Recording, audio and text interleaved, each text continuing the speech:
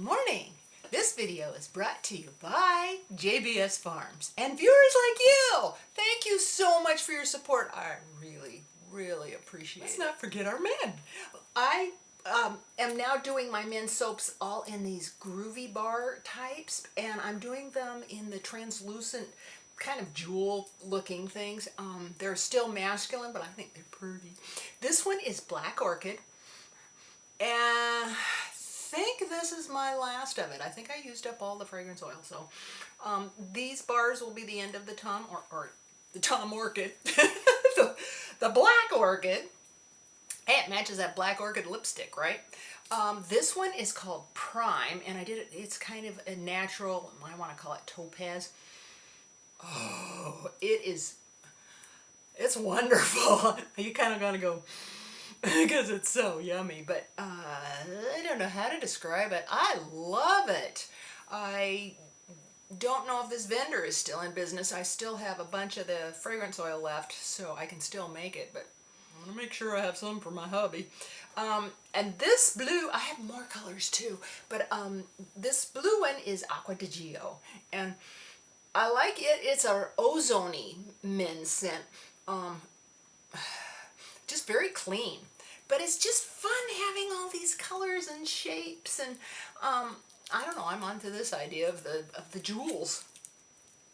So happy Valentine's to our guys, and let's keep them smelling good. Now, you may remember quite a while ago I reviewed this color book, and it was Colors, A Natural History of the Palette. It was really a good beginning book for me to get into Eldrige's face paint. The story of makeup, and that's what this book is. It's the story of makeup. It's not how to put on makeup. This is more of the history, and she collects old, antique, vintage cosmetic containers. She starts out with an introduction, and there's all kinds of photography from different photographers and different. She doesn't really describe the cosmetics. Cosmetics today owe a lot to paints and pigments in the past, and that's where I got from this Victoria Finley color book. Turn it this way so you can see that. Now, the Ancient palette is one of her first chapters, and she talks about red. And red was very important because it represented youth and fertility and health. And so this is Queen Elizabeth I. You can see she's got red lipstick and some rouge on. Makeup would come and go. You know, it was back in the ancient Egyptians, and then it went through, here it's going through the Renaissance. This is, what is her name? Madame de Pompadour.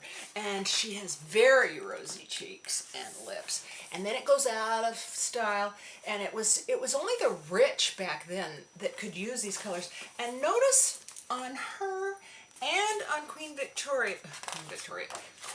Elizabeth, how white their faces are. Well, white was valued then, and I think probably it was the same reason it was valued in the South in the 1800s, was because that means you're indoors and you're more pampered than if you're working out in the fields.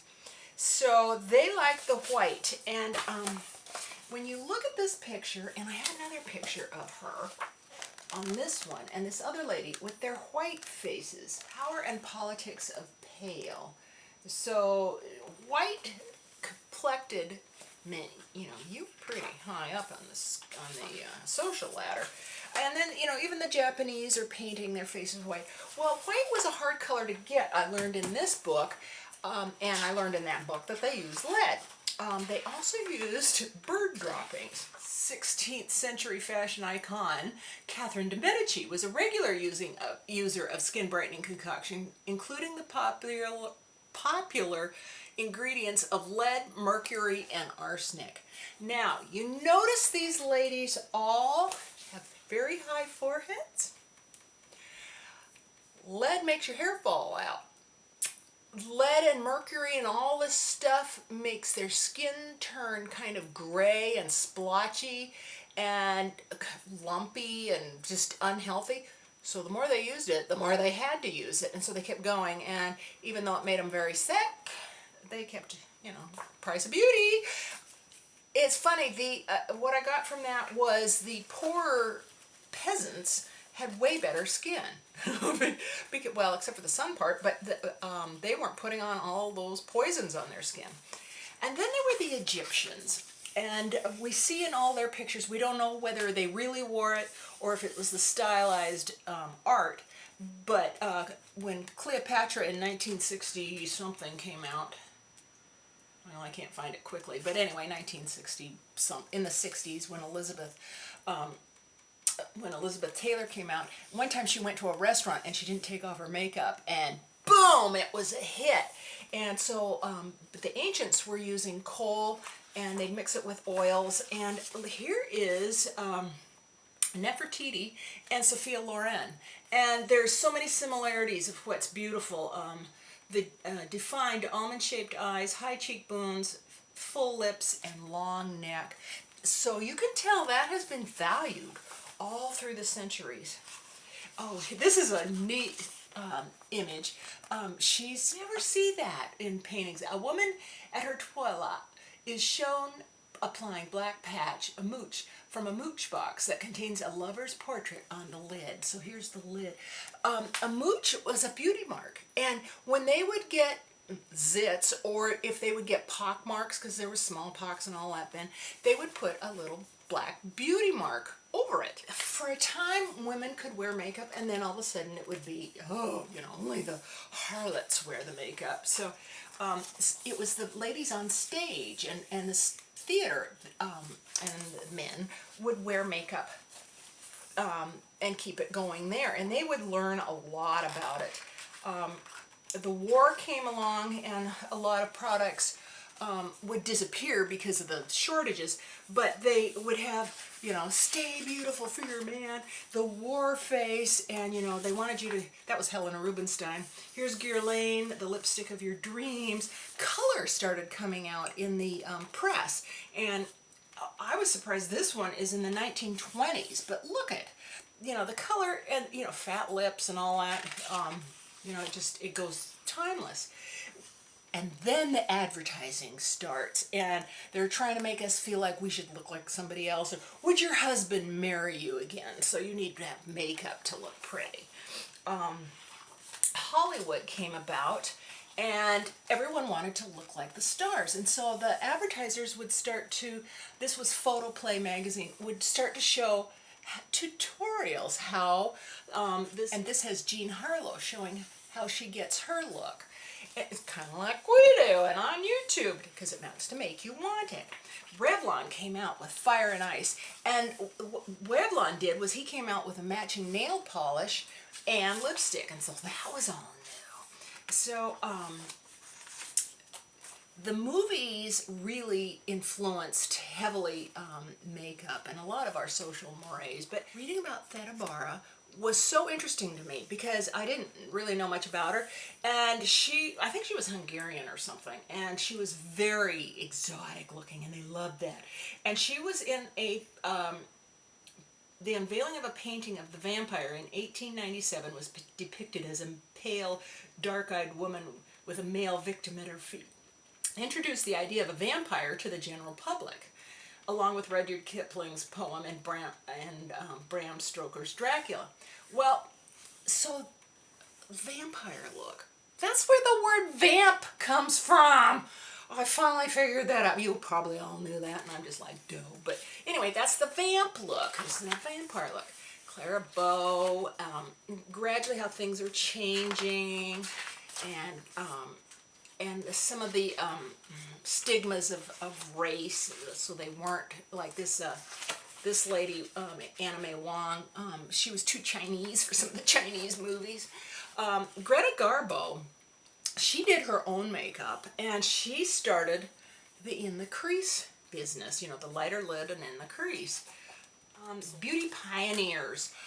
I'd never heard of this. The Westmores, they were the ones that started actually having a cosmetic store.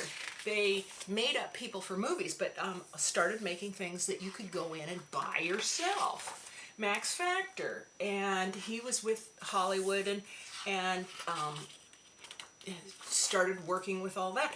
Then Helena Rubinstein, these were to me it was a triumvirate. It was Helena Rubinstein, who changed her name to sound like that, Elizabeth Arden, who changed her name to sound, fancier, and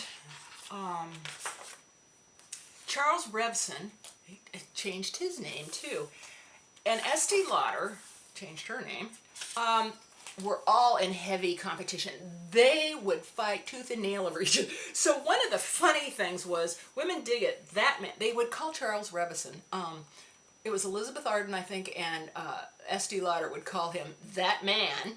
And so he named his men's cologne That Man Cologne, and he has two ladies. It was kind of getting back at. Oh, it's kind of funny.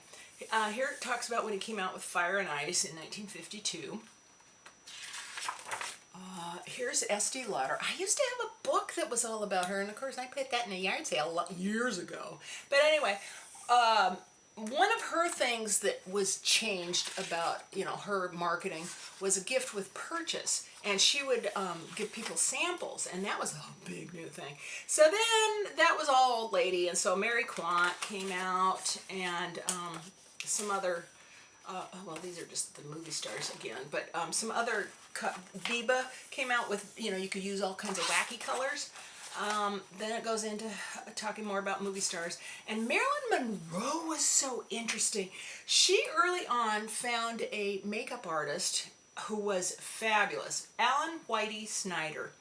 And this must be him putting it on her. He figured out her face. Like, he would make her eyebrow go as far out as he could without making it look fakey to widen her forehead. And her eyeliner, he would raise it up right at the iris and make it thicker. Just, because here she is young and just wholesome looking, and there she is later. It turns out when they went through some medical records, she did have her chin and nose work done. Then Lauren Hutton came along and got more natural looking. It was fine to have a gap in your tooth and a real fresh face. Oh, I love this photograph. I love netting. But history in your handbag, and just, this actually was a Man Ray photograph. So that was in the, 1930s? Yeah, 1930s. So look at, but I don't know how they got a ball on the end of each eyelash, but anyway. Here is one of the first mascaras that came out. And I remember when it was just a spiral on the end of a metal stick, and who made that? Helena Rubinstein was the first one with that. Touring ballets and just, doing the crazy makeup. An early Joan Crawford. Oh, it was because of the manicure. Her very tips are natural, and then the color's just on the nail. But I think she was prettier then instead of all those heavy eyebrows later. But that's just me. Here's some old lipstick tubes. And I'm so proud of myself. I have this one by Paloma Picasso. So I might have to pull it out and just have it out on my boudoir here. This was a compact. And look at it. It looks like a telephone dial. Of course, probably like you young folks don't know what a telephone dial, how it would work. Pooey. But anyway, they're fun. Well, they're not fun. They're slow. Look at this. We're still loving our Coty Airspun powder. Here's the new Rouge Noir when it came out, so that's a Chanel classic. She really didn't put in too much modern. Well, I mean, here's MAC, but MAC's always doing different things.